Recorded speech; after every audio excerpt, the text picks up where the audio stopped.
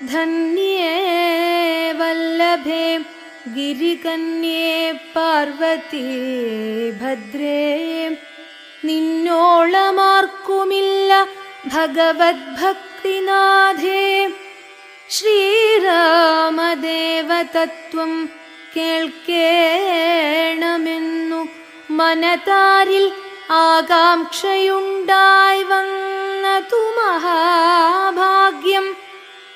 മുന്നം എന്നോടിതാരും ചോദ്യം ചെയ്തില്ല, ഞാനും നിന്നാണേ കേൾപ്പിച്ചതില്ലാരെയും ജീവനാഥേ.